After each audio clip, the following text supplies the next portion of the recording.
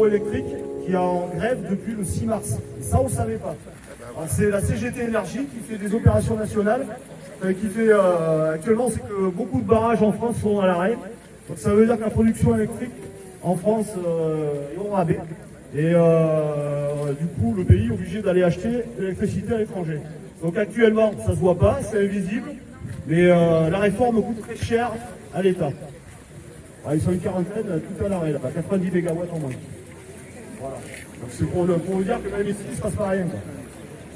Voilà. Sinon, on a eu des grévistes aussi le 8 mars. Le 8 mars, c'est le lendemain du 7 mars, c'est la journée qu'on a fait à Biars. On a eu des grévistes qui sont partis à Lussac faire des blocages de camions sur le rond-point-l'Aiguillon. Et ça a duré, je crois, jusqu'à midi. Donc, il ne se passe pas rien dans le coin. Bon, il faut se rapprocher de nous, il faut discuter, il faut en profiter d'être ensemble. C'est ma vie, ça sert à ça. Ça sert à se connaître, se rencontrer, et essayer de voir qu'est-ce qu'on peut faire et fédérer. Voilà. Donc, il y a un film qui s'appelle La Sociale, qui date de 2016, que moi-même je ne connaissais pas, et j'ai appris beaucoup de choses. Alors, pourtant, je pensais être un peu calé sur l'histoire de la sécurité sociale, qui est plus politique que autre chose. Et on comprend mieux pourquoi toutes ces réformes nous sont tombées dessus et pourquoi on perd depuis tout ce temps. Il fallait savoir d'ailleurs, je vais dire un peu ce que j'ai appris là-dessus, c'est que sorti de la Seconde Guerre mondiale, les négociations au niveau de la sécurité sociale se faisaient 3/4 ouvriers, 1/4 patronat. En 1967, sous Pompidou, il s'est passé qu'on est passé aux négociations à 50% patronat, 50% salariés. Sachant que chez les salariés, on a plusieurs syndicats, et le patronat est toujours uni, ils vont toujours chercher le syndicat réformiste, et avec lui, il faut passer la réforme. C'est comme ça que toutes les réformes nous tombent dessus, sur nous. Et on a obtenu 247 € pour la caisse de grève, 250 €. Et ce genre de petites actions, ça serait bien de les multiplier, de renouveler.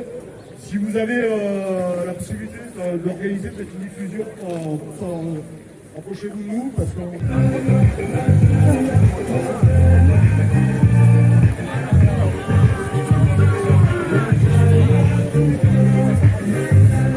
Je suis un professeur de grammaire, de Sud Éducation, et j'ai fait toutes les manifs depuis le début. C'est la première fois que je viens à Biars et c'est bien. Depuis, je vais à Figeac. Voilà. Ah d'accord. Et mercredi prochain, le 15... Et mercredi prochain, le 15, je manifesterai à Figeac à 14h30. À Figeac. Et j'insiste, tous ceux qui peuvent à venir manifester à Biars à 10h du matin. Oui, parce que Biars, mardi dernier, on était 1500. Je suis aide-soignante, voilà, à l'EHPAD de Martel. Vas-y. Vas-y.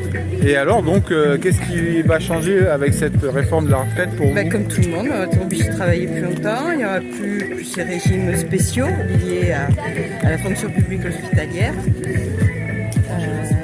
Parce que là, vous partiez à quel âge?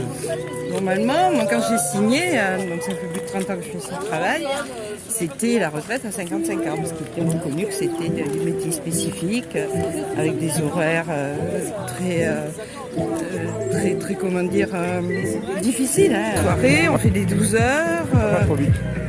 Des 12 heures, des conditions de travail très difficiles qui se dégradent, elles aussi, parce que bon, du fait qu'on a du mal à recruter, et bien, du coup, on se retrouve, au lieu d'être 5 dans une journée, on se retrouve plus qu'à 4, donc il faut faire à 2, on a en charge 23 personnes qui ont des... Parce que c'est un service...